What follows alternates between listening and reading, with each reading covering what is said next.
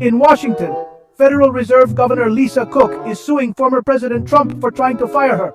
This legal battle is not just a personal dispute, but a significant event that could have far-reaching implications for the Federal Reserve's autonomy.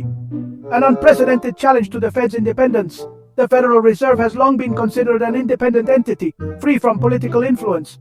But this lawsuit questions that very foundation. The lawsuit could set a major precedent. If Cook wins, it may establish new legal boundaries that protect Fed officials from political interference, ensuring that economic decisions remain unbiased and data-driven. Can a president remove a Fed governor for political reasons? This question is at the heart of the case and could redefine the relationship between the executive branch and the Federal Reserve. The outcome may reshape the balance between politics and economic stability in America. A ruling in favor of Cook could reinforce the Fed's independence, while a ruling for Trump might open the door to increased political influence over economic policy. The UN is demanding accountability and immediate action after an Israeli double strike on a Gaza hospital killed patients and staff. The attack has left the international community in shock and mourning. Israel claims it targeted militants. However, the collateral damage has been devastating. The UN calls for an independent investigation to uncover the truth and ensure justice. The incident has escalated diplomatic tensions and complicated aid efforts, making it difficult to deliver much-needed humanitarian assistance. Justice for the victims is now a global flashpoint, with protests and vigils being held worldwide to demand accountability and support for Gaza.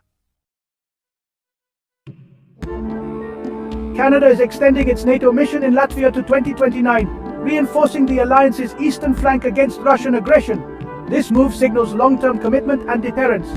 For Canada and its allies, it's about unity and security in a changed Europe. The message to Moscow: NATO stands firm.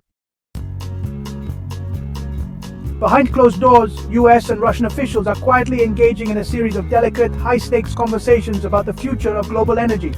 These meetings, often shrouded in secrecy, are taking place far from the public eye, as both sides weigh the risks and rewards of potential cooperation. Meanwhile, public diplomacy remains focused on tough sanctions and strong rhetoric, with leaders emphasizing unity and resolve on the world stage. Yet beneath these official statements, a different kind of dialogue is unfolding, one that could shape the post-conflict landscape. These confidential talks are exploring the possibility of Russian oil and gas re-entering global markets once the conflict subsides. The stakes are enormous, as energy supplies impact economies and political alliances worldwide. Critics argue that such negotiations risk undermining international unity and send mixed signals.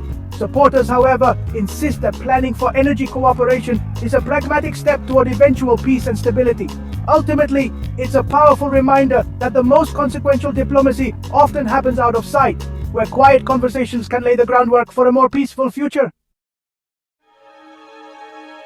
Celtic's Champions League hopes ended in disappointment again. Missed chances, defensive lapses, and tough competition proved too much. The club faces financial and sporting setbacks, and fans demand answers. The passion remains, but frustration grows. At West Ham, tensions flared as Bowen clashed with fans after a tough loss. Manager Graham Potter urged unity, asking supporters to channel frustration into support. The club's poor form has everyone on edge. Whether team and fans can unite may decide their season.